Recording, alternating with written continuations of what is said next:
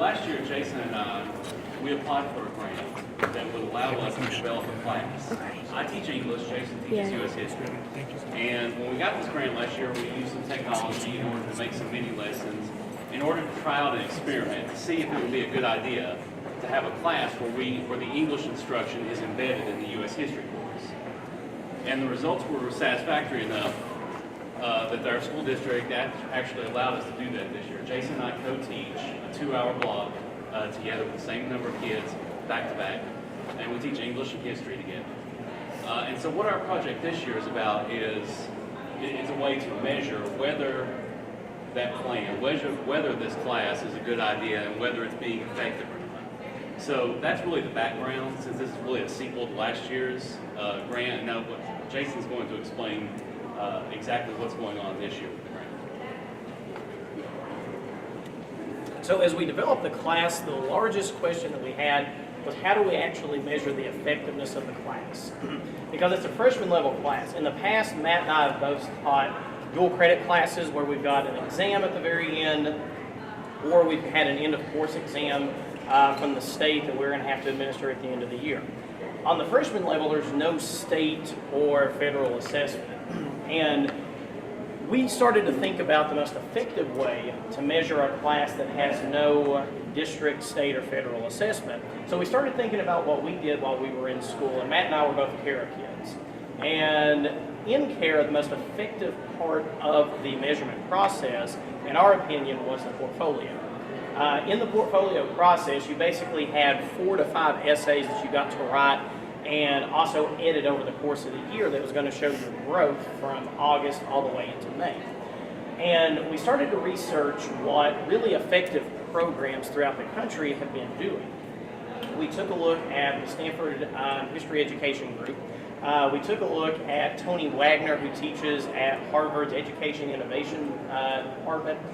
And a lot of the literature that was becoming very prevalent was on digital portfolios. And our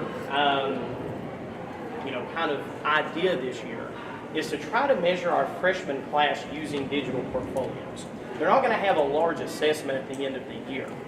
What they're going to do is basically create a portfolio of their work from August all the way into May.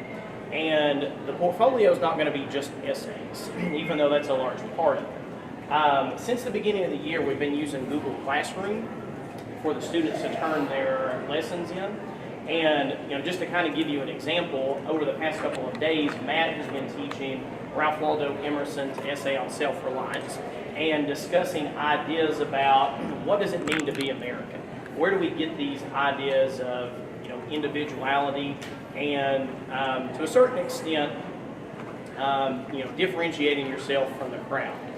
And the part of my lesson that the students started in on yesterday was trying to figure out how this fits in within the realm of creation of the American Republic. The Constitution that we're studying right now, our students are basically researching modern topics such as Edward Snowden and the NSA leaks, gun control, and they're going to present on Friday about how those current affairs fit into how people interpret the Constitution. And they're going to present their findings on Friday. So part of the digital portfolio is not just the essays that they're writing, but also the presentations that they do in class, competitions that they enter throughout the year. Matt and I are having our students enter the C-SPAN student documentary competition. So there's a whole host of things that we're going to put in there, and since this is still the beginning of the school year, we're still trying to figure out exactly what type of assessments we want to put in this digital portfolio. The other large question that we're going to try to figure out is how do you actually measure fairly subjective stuff, like essays, presentations, documentaries, all of these things that I'm sure that we all did in class, but it never showed up in a 70-minute multiple choice test. So we want to take a look at the national literature that's out there and try to measure to see if this freshman class, where we have them for 2 hours a day, can be effective enough to where when they're juniors and seniors taking dual credit English and history with us, to see if it's actually paid off, to see if we can go to a deeper level than we've been able to in the past. Now, in order to have the digital portfolios measured, Matt and I can't be the only ones doing this.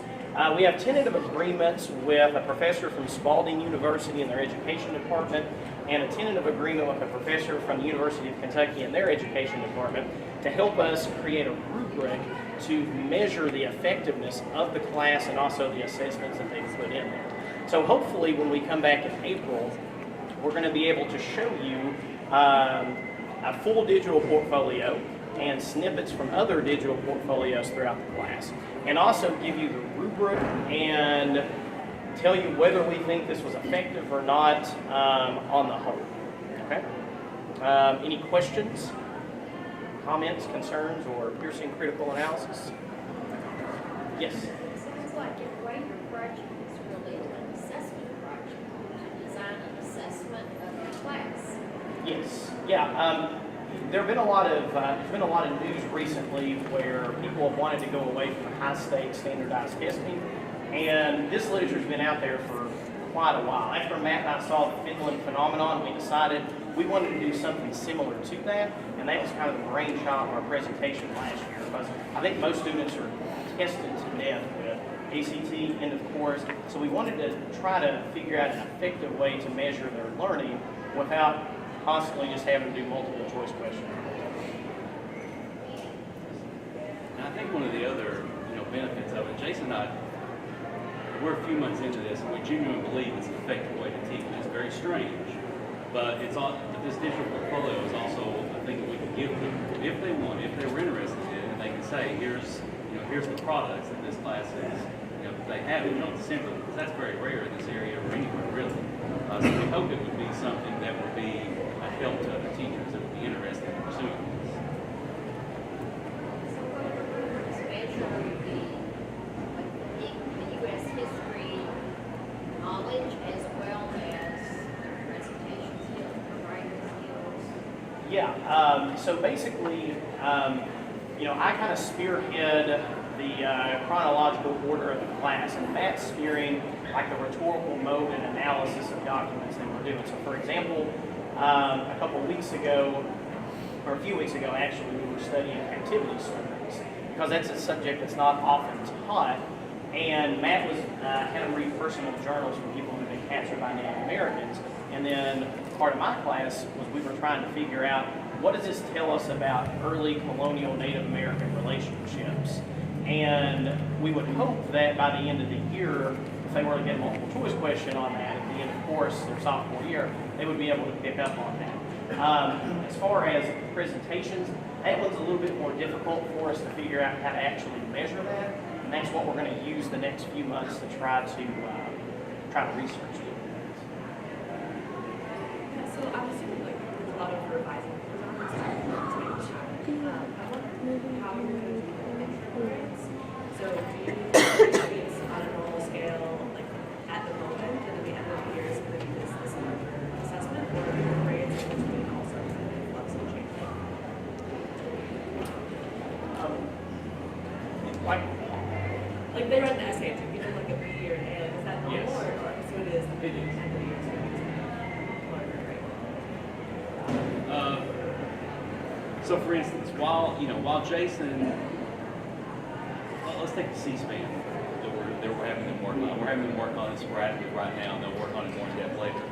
That has to do with lessons on civics and government, and he's doing meeting lessons on that. But at the same time, I'm working with them on rhetorical modes and how to write argumentatively. So they're getting small grades while they're doing that, but they're also building to that larger documentary. So does that answer the question? Yes. Okay. Yeah. Essentially what we want to do is at the end of the year, we want to take a look at that digital portfolio and kind of sit down with them. And part of the digital portfolio is they're going to record their own reflections on assignments. And then at some point during the year, we're going to record our, I guess, kind of verbal assessments of them. And at the end of the year, we're going to sit down with them and we're basically going to take a look at work that they've done from August all the way up into May. And we're going to say, here, you still need to grow here, and it's evidenced by this entire body of work that you've done the entire year.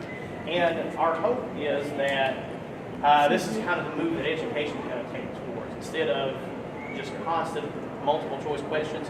We hope that we can put an entire portfolio, because whenever we apply for jobs, they want to see what you've done in your previous employment. As a teacher, I've got trained lesson plans, all of this kind of stuff. I don't have to take tests. And that's what we want our students to kind of move towards. Any other questions?